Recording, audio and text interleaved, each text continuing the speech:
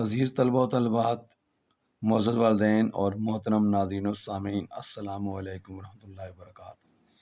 یہ بات عام مشاہدے میں آئی ہے کہ بہت سے طلبہ و طالبات ایسے بھی ہوتے ہیں جنہیں اساتذہ کرام نے اردو حروف تہجی بہت اچھی طرح پڑھائے، سمجھائے اور بتائے ہوتے ہیں، مگر وقت گزرنے کے ساتھ ساتھ وہ بھول جاتے ہیں۔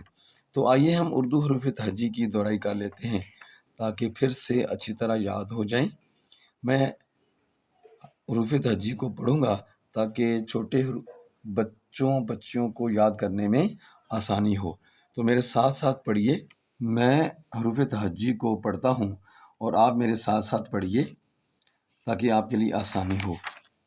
الف، الف ممدودہ، بے، بھے، پے، پھے، تے، تھے، ٹے، ٹھے، سے، جیم، جھے، چے، چھے، اے، خے، دال، دے، ڈال، ڈھے، زال، رے، رہ، ڑے، ڑے، زے، یہ، سین، شین، صاد، ضاد، طوئے، ذوئے، عین، غین، فے، کاف، کاف، کھے، گاف، گھے، لام، لہ، میم، مہ، نون، نہ، نون گنہ، واو، ہے،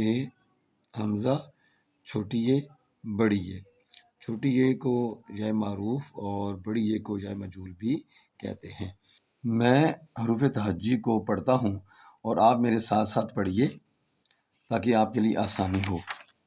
الف، الف ممدودہ، بے، بھے، پے، پھے، تے، تھے، ٹے، ٹھے، سے، جیم، جھے، چے، چھے، اے، خے، دال، دے، ڈال، ڈھے، زال، رے، رہ، ڑے، ڑے، زے، یہ، سین، شین، صاد، ضاد، طوئے، ذوئے، عین، غین، فے، کاف، کاف، کھے، گاف، گھے، لام، لہ، میم، مہ، نون، نہ، نون گنہ، واو، ہے،